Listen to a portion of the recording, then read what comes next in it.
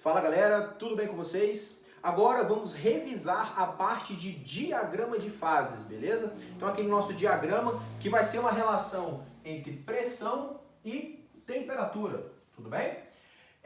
Através dessa relação de pressão e temperatura, né, eu vou ter esse gráfico aqui que é um pouquinho estranho, né, a qual você vai fazer uma relação que você vai ter em diferentes regiões aqui as três fases, sólido, líquido e vapor, né? Professor, eu preciso saber onde é que se encontram essas diferentes fases? Sim, com certeza, tá? Não só para a prova, mas para todos os vestibulares que vocês cheguem a fazer, tá? Então, o primeiro ponto aqui que é importante destacar é você encontrar onde é que estão as fases, sólido, líquido e vapor nesse diagrama, tá? Mas olha só como é que faz sentido. Se eu tiver uma situação a qual eu tenho uma pressão muito alta, né, e uma temperatura muito baixa, né, é muito provavelmente que esse cara vai estar no estado sólido, né? Então, sim, ele estará aqui, estado sólido, né? Então, qualquer região aqui sem encostar na linha, essa substância estará no estado sólido, tudo bem? Agora, se eu tiver baixas pressões e altas temperaturas, eu vou ter essa substância no meu estado vapor, tudo bem? Se eu tiver o meio termo, minha substância estará no estado líquido.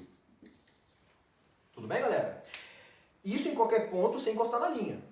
Tudo bem? Por quê? Essas linhas aqui são as chamadas linhas de equilíbrio. Né? Por quê? Porque se eu tiver um ponto aqui, né, já encostando na linha, eu vou ter justamente, né, o ponto onde eu vou ter um equilíbrio entre duas fases. Se eu tiver nesta linha aqui, na linha divisória entre sólido e líquido, eu vou ter neste ponto aqui, vamos chamar de ponto A, né, um equilíbrio, deixa eu colocar o ponto A mais para cá, você vai ter um equilíbrio entre sólido e líquido.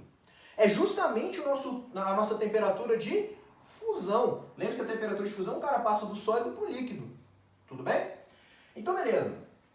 Se eu tiver nesse ponto aqui, eu vou ter um equilíbrio entre quem? Vou chamar de ponto B. Eu vou ter um equilíbrio entre líquido e vapor. Tudo bem? Então, se tiver um ponto B aqui, por exemplo, eu vou ter um equilíbrio entre líquido e vapor, que é justamente a nossa temperatura de ebulição. A nossa temperatura de ebulição, onde o cara sai do líquido para o vapor. Então, é importante identificar esses pontos, tá?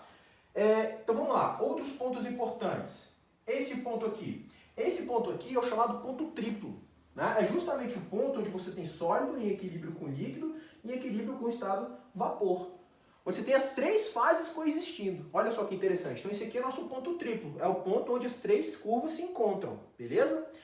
Sempre o final da linha divisória entre o líquido e o vapor, né, que é esse pontinho aqui, é o nosso chamado ponto crítico. Né? O nosso ponto crítico vai estar atrelado a uma determinada pressão e atrelado a uma determinada temperatura. Tudo bem? Cada substância tem o seu ponto crítico, tá? Assim como cada substância tem a sua temperatura crítica atrelada a uma pressão e uma determinada temperatura. Não precisa decorar, obviamente, mas é necessário saber que cada substância tem os seus pontos, tá?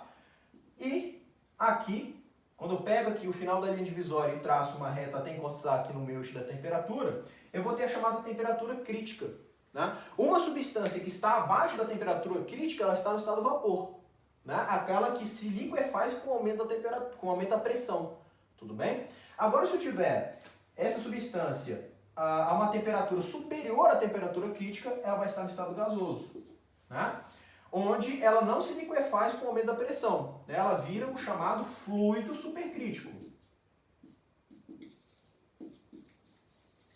Né? Fluido supercrítico.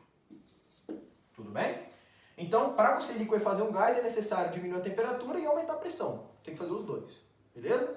Então, identifique que fase está em cada ponto do seu diagrama, ponto crítico, ponto triplo, sua temperatura de fusão, temperatura de ebulição, tudo bem? Suas linhas de equilíbrio. Isso são os mais importantes que a gente não pode sair dessa matéria sem saber. Beleza?